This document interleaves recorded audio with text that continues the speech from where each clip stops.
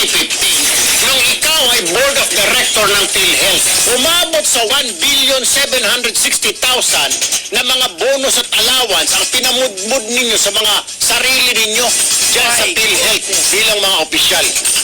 Ipaliwanag mo nga, ha? May approval ba ng palasyo yun? Nabigyan nyo ng mga bonus yung mga pagmumukha ninyo? Ha? Nung ikaw ay board of director yan, inaprubahan mo, isa ka sa mga nag-aproba. Pinapasoli na sa inyo ng COA. Hindi ninyo sinusoli yung sa'yo na 1.76 billion. Kontribusyon yun ng mga miyembro ng PhilHealth, ugok. Kaya pala pag yung buntis magpa-check up, hindi tinatanggap ng ospital. Kasi wala sa PhilHealth noon. Bago lang yan eh. Nung maupo na si Duterte, pwede na yung buntis gamitin yung kanyang PhilHealth para makapagpa-check up. Nung panahon ni Pinoy, bawal. Paano bawal? Paano? Kagaya niya kontribusyon. Oh, ginamit niyo pang bonus sa mga sarili niyo, mga hinayupak kayo. Bibigyan niyo ng lalaki na ng sweldo niyo, bibigyan niyo sarili niyo ng mga bonus allowance.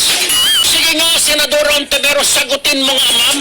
Pinapasoli na sa inyo ng COA, subalit hindi pa ninyo sinusoli. Bakit, ma'am? Quits na lang ba? Dahil senador ka na.